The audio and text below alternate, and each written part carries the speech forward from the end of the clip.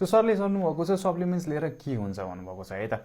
Usually तपाईँहरूले थाहा छ नि बच्चा बेलामा भाइटामिन ए को खोपहरू दिइन्छ होइन। Vitamin A is a vitamin है त, त्यो सागपातहरूबाट आउँछ अनि फलफुलहरूबाट आउँछ। तर त्यो सप्लिमेन्ट चाहिँ किन दिइन्छ नेपालमा रेगुलर रूपमा, किनकि Nepalese population is deficient in it है त। अनि एट द सेम टाइम तपाईँको एथलिट्सहरूले पनि बडी बिल्डर्सहरूले पनि सप्लिमेन्ट्सहरू लिइरहेकै हुन्छ है त। क्रिएटिनहरू लिएर हुन्छ, मल्टिभाइटामिन्सहरू लिएर हुन्छ, एट द सेम टाइम तपाईँको प्रोटिन सेकहरू लिएर हुन्छ है त। दे डु इट बिकज उहाँहरूलाई चाहिँ आफ्नो शरीरलाई चाहिँ पिक पर्फर्मेन्समा ल्याउनलाई चाहिँ मद्दत पुऱ्याउँछ है त। सो ग्लुटाथाइन सप्लिमेन्ट किन गर्ने है त, त्यो बुझ्नुभन्दा अगाडि चाहिँ ग्लुटाथाइन के हो त्यो बुझौँ है त। ग्लुटाथाइन तपाईँको लिभरमा नेचुरली नै हुन्छ है त। त्यो पहिलादेखि नै तपाईँको लिभरले प्रड्युस गरिरहेको हुन्छ। So it is very native to your body है।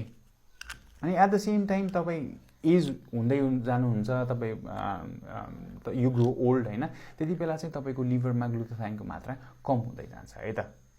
सो ग्लुटाथाइनको काम चाहिँ के हो है, ग्लुटाथाइनको मेन काम चाहिँ लिभरमा चाहिँ त्यसले चाहिँ टक्सिन्सहरूलाई चाहिँ बाहिर फाल्न मद्दत गराउँछ है त। It helps to process it है।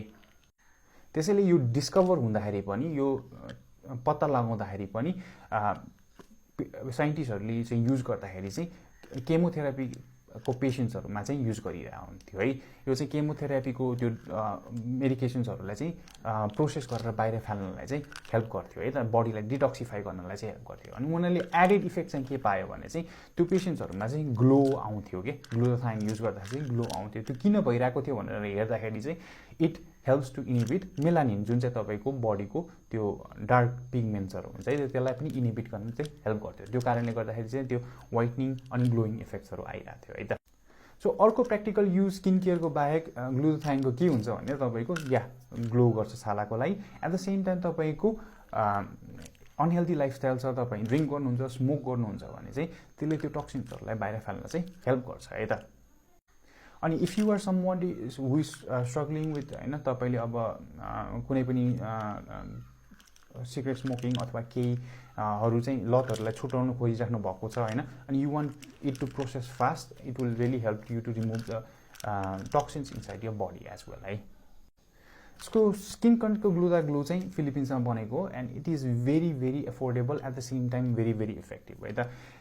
We have given samples to doctors अनि दे रियली लभ इट है त। यो 1-2 हप्तामा भयो, हामीले चाहिँ कन्सटेन्टली डक्टर्सहरूबाट चाहिँ अर्डर्सहरू लिइरहेका छौँ because they really like it है त। जुन चाहिँ अहिले मार्केटमा भएको इन्डियन भर्जनहरू छ जुन चाहिँ एकदमै एक्सपेन्सिभ छ, त्योभन्दा यो एकदमै एफोर्डेबल छ। एट द सेम टाइम यो DFTQC अनि FDA रेजिस्टर्ड पनि छ है त।